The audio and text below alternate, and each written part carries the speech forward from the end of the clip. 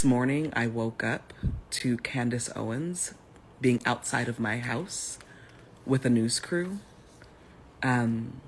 She was demanding that I come outside. Hello. I was just looking to speak to whoever is at this property because it's listed as the Black Lives Matter property. Sir? Hello? The fact that she's came outside my house and demanded things, harassed me, is unacceptable. We're not trying to harass you. We'll gladly leave. We're just wondering if we can speak to anybody. Y'all, I really need my family to be safe. I need to be safe. I need my child to be safe. And this, what happened this morning is not safety. Thank you, sir. Have a great day. Now, Shemeka, if memory serves me, we had Black Lives Matter pieces of trash burning down cities across the country, getting in people's faces who were trying to eat dinner while they were eating outside. We now have threats of violence, according to the DHS, because of the potential overturning of Roe versus Wade. We know that'll come from Black Lives Matter. But now she's offended about standing in her driveway. Do I have that right? You have that right. And listen, they no longer can complain about Oscar So White because she actually should get an Academy Award for that act that she just put on. It's theatrics. It's crazy to me, but anybody that voted for them, not voted for them, that gave money to them should just put on a clown wig because this has been a complete circus. Speaking of Black Lives Matter and Antifa, it was interesting to see how they were handled by the United States government and various local governments and state governments versus January 6th people. And Brandon, he is uniquely able to discuss the treatment of January 6th people. Brandon, would you please give us the 2 to 3 minute summary of exactly what happened to you and what did you do, felon? Well, actually, I was charged with multiple felonies and a misdemeanor charge, but I stood outside of the east side of the Capitol for about 8 minutes shooting a video. I never went inside the building. I didn't, nor was I ever accused of any violence, vandalism, theft, or destruction. Nonetheless, for the 8 minutes that I stood on the east side of the building shooting a video, I was charged with 2 felonies and a misdemeanor charge, which ultimately, after a year of working with the DOJ, was resolved in a misdemeanor plea deal.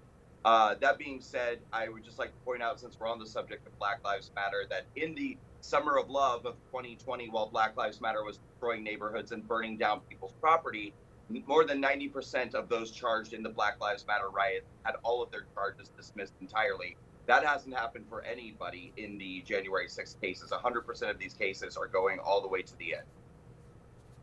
Good grief. All right. Shemeka, I'm very excited to play this video for you of Sunny What's-Her-Face on The View saying Republicans are more extreme now. They are playing to the base. If you look at all the studies, the Republican Party has moved further to the right than Democrats have to the left. There's a Pew Research Center analysis that finds that on average, Democrats and Republicans are farther apart ideologically today than at any time in the past 50 years. And that ideological divide breaks down to the Republican Party being an extremist party and the Democratic Party actually, as you just mentioned, Sarah, moving more to the center. But isn't the problem the primaries? Because you can't get through these primaries unless you are extreme.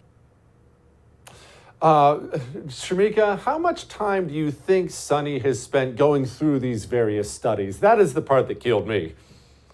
I don't think she spent any time. I don't think she had the chance because she was too busy at her tailor getting shoulder pads put in. I can't take anyone seriously who's still wearing them.